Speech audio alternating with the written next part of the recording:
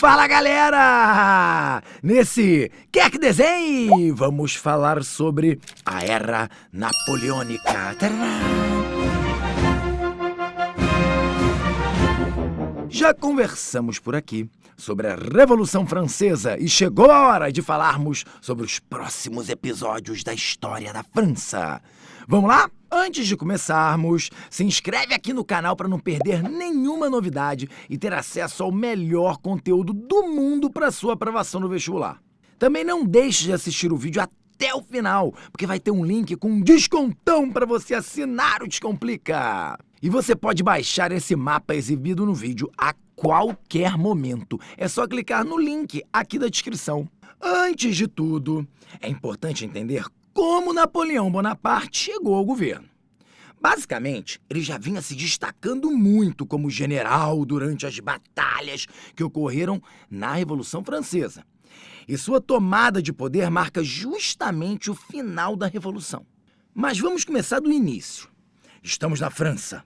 O ano é 1799.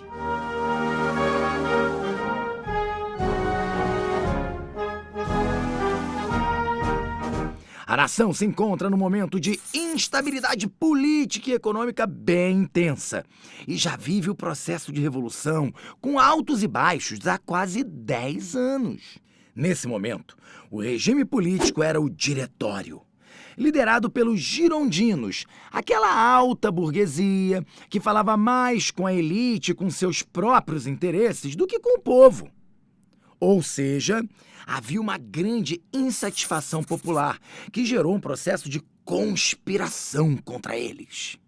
Esses girondinos acreditavam que uma liderança firme poderia conter a instabilidade política da época. Para eles, um governo forte parecia uma boa saída para controlar aquela situação. Então, com o apoio da burguesia, dos políticos e do exército, Napoleão fechou a Assembleia e o Diretório e se colocou no poder, no que foi chamado de Golpe do 18 Brumário. Esse é o momento que marca o fim da Revolução Francesa. Não o fim das conquistas liberais burguesas, mas o fim daqueles 10 anos de grande instabilidade. Começa então o primeiro período do governo de Napoleão, o chamado Consulado, que durou de 1799 até 1804. E ele é chamado assim porque nessa época a França foi governada por 3 cônsules, mas Napoleão era quem tinha mais poderes, pois era o primeiro cônsul. Era ele quem comandava o exército, propunha novas leis, nomeava autoridades e controlava a política externa do país. Esse primeiro período de governo napoleônico foi um momento de reorganização da economia e da sociedade francesas. Uma das principais ações de Napoleão foi a criação do Banco Nacional da França, que instaurou o padrão monetário franco e possibilitou financiamentos à indústria e à agricultura. Também foi criado o Código Civil Napoleônico, que garantiu princípios caros à burguesia, como a liberdade individual, liberdade de trabalho, igualdade perante a lei e direito à propriedade privada. Mas, por outro lado, não garantia direitos ao trabalhador assalariado, proibia greves e organização de trabalhadores, além de restabelecer a escravidão nas colônias, abolida na época da Revolução Francesa, no período jacobino. Além disso, Napoleão promoveu uma reforma educacional, com a criação de escolas e liceus, e também inúmeras obras públicas de infraestrutura. Tudo isso foi muito importante para um forte processo de industrialização na França naquele momento.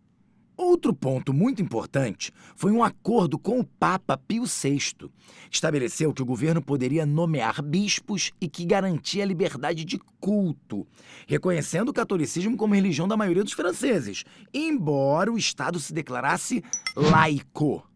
Essas medidas foram afirmando o apoio da população ao governo de Napoleão. Um dos pontos mais importantes do período consulado é a consolidação de um ideal burguês de governo. Ou seja, Napoleão estava com a bola toda e tinha a opinião pública a seu favor. Ele não era bobo nem nada, aproveitou o momento e Em 1804, promoveu um plebiscito para a mudança do regime político do país. Essa consulta pública restabelece a monarquia no país. Aí começou o segundo período dessa era, que é chamado de Império Napoleônico, e foi de 1804 a 1815.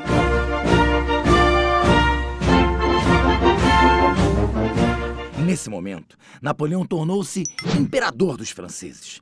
Aqui é importante compreender que o Império Napoleônico marcou a consolidação das instituições de poder da burguesia, e não da nobreza, como costumava acontecer na Europa do antigo regime. Inclusive, o famoso ato de coroação de Napoleão, quando ele mesmo coloca a coroa em sua cabeça, simboliza que o general não precisava da nobreza nem da igreja para sagrar-se imperador. Uma das principais características do Império Napoleônico foi o expansionismo. Esse é o maior motivo da fama de Napoleão. Foram várias batalhas com outras nações europeias, todas buscando aumentar o território e afirmar a supremacia francesa.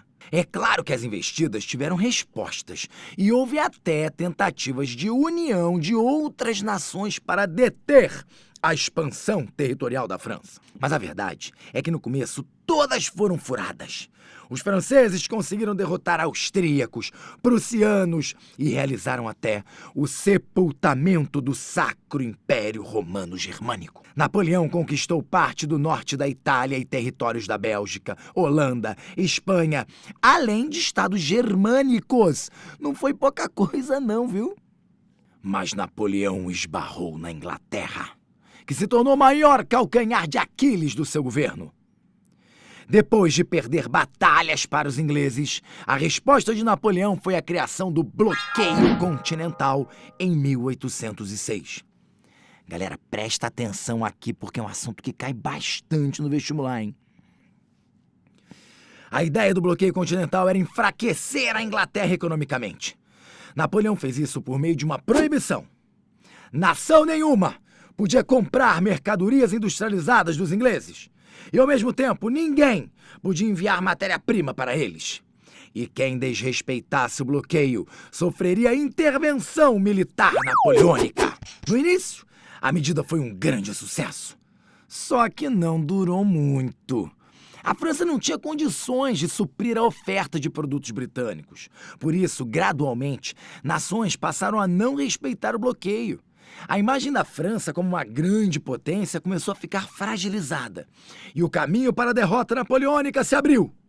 Em 1812, devido ao fato do czar Alexandre I desrespeitar o tratado com a França, Napoleão invade o Império Russo com um poderoso exército de mais de 600 mil homens. No entanto, a estratégia de terra arrasada adotada pelos russos, aliada ao rigoroso inverno, levou Napoleão a perdas irreparáveis.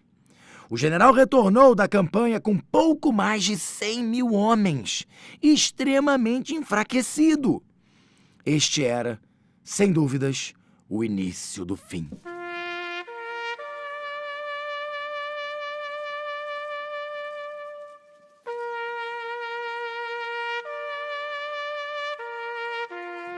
Em 1813, as tropas de Napoleão foram derrotadas na Alemanha pela Sexta Coligação, formada pela Prússia, Inglaterra, Rússia e Áustria, numa batalha que ficou conhecida como a Batalha das Nações. No ano seguinte, os mesmos países invadiram a França, entraram em Paris e obrigaram Napoleão a assinar o Tratado de Fontainebleau, que o fazia perder seus direitos ao trono francês, o tornava exilado na ilha de Elba, no Mediterrâneo, mas lhe dava uma pensão anual de 2 milhões de francos. Afinal, ele era considerado rei em Elba.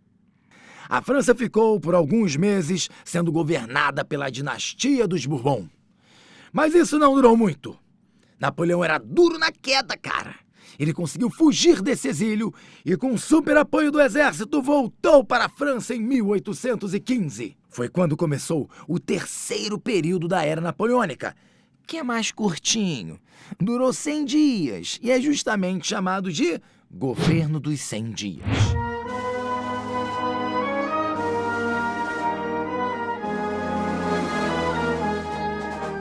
Pois é, a tentativa de retorno não deu tão certo. Os países que o tinham expulsado voltaram a investir contra ele. Acontece então a Batalha de Waterloo.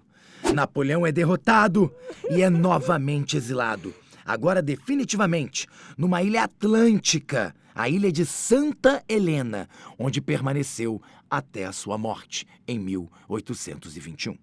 E este foi o fim da Era Napoleônica. Tcharam! E aí, gostou?